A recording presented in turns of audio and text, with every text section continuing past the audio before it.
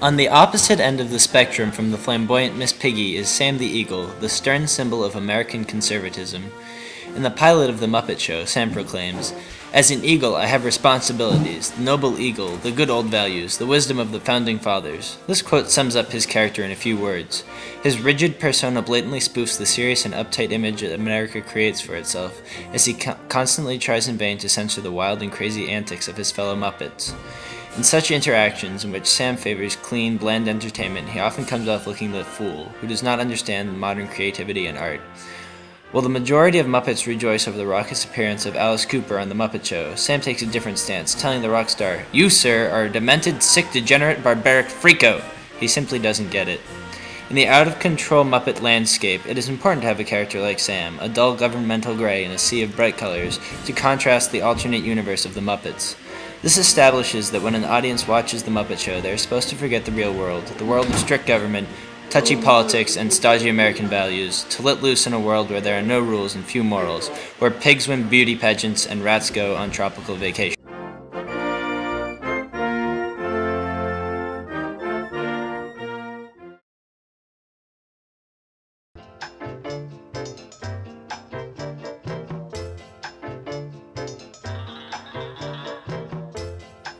Similar to Sam, Statler and Waldorf are two characters that stand out from the colorful Muppet crowd.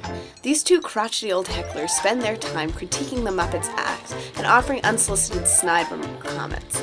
It's important to note that they are the two most prominent and widely recognized Muppet characters that are identifiable as humans, unlike the vast majority of Muppets who take the shape of either abstract monsters or exaggerated animal caricatures.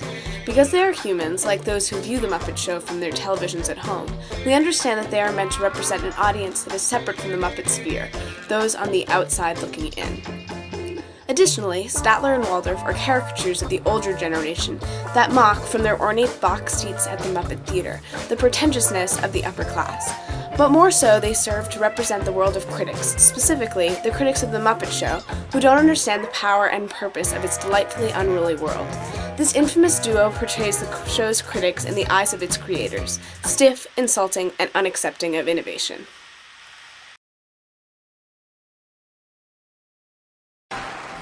Another constant presence in the Muppet Theater is the house band, Dr. Teeth and the Electric Mayhem. They represent the power of musical influence on our culture, as they both define and defy our ideas of musical artists as cultural icons. With their rambunctious nod to the 1970s rock, jazz, and psychedelic genres, the Electric Mayhem embodies the type of entertainment that Sam the Eagle abhors: wild, vibrant, and unwilling to conform. The band is fronted by flamboyant Elton John-inspired Dr. Teeth, who soulfully performs lead vocals and piano with his jittery live-action hands. Other members include bass player Floyd Pepper, an obvious allusion to the Beatles' Sgt. Pepper, Zoot, the blue saxophone player, and Janice, the original androgynous lead guitarist who later morphed into a sultry blonde valley girl. Animal, the lovably inarticulate drummer, is undoubtedly the most famous and most adored member of the band.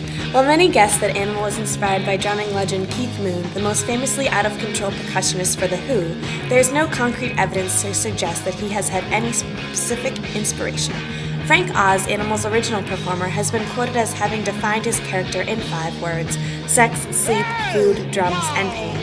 Animal is an icon for the teenage generation because the modern teenage condition can be summed up in very similar terms.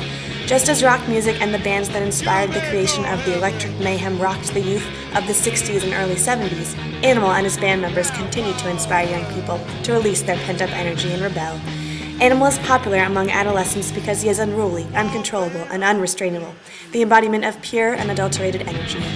Animal often confuses his drums with food, misinterpreting his bandmates' calls of beat drums as eat drums. To Animal, the two are interchangeable. His drums satiate his unbridled hunger both physically and mentally, and serve as an outlet for his explosive vivacity. The message that the Electric Mayhem gets across to its audience is mixed. On the dark side of the rock and roll scene, the band covers songs like the extremely violent classic tune Mac the Knife, and belts out their own morbid love anthem, Love Ya to Death. Dr. Teeth sings a song called Money, a greedy ode to riches, which shows us that the stereotype of rock stars as money-hungry power fiends holds true in the Muppet universe.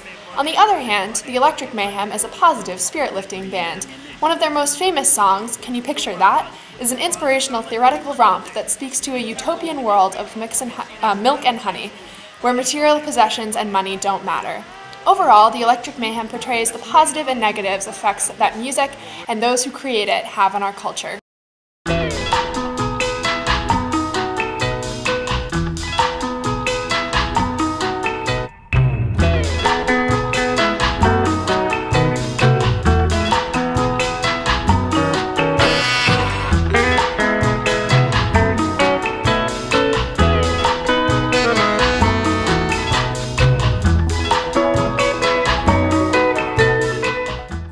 Life is basically a process of growth.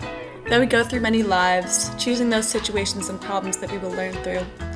I believe that we form our own lives, that we create our own reality, and that everything works out for the best. I know I drive some people crazy with what seems to be ridiculous optimism, but it has always worked for me. Jim Henson, 1986. Jim Henson certainly followed his own words. He created the most vivid, over-the-top universe ever to bless a television screen, and that was the reality he accepted. The actors in the Muppet studio never stopped playing their roles.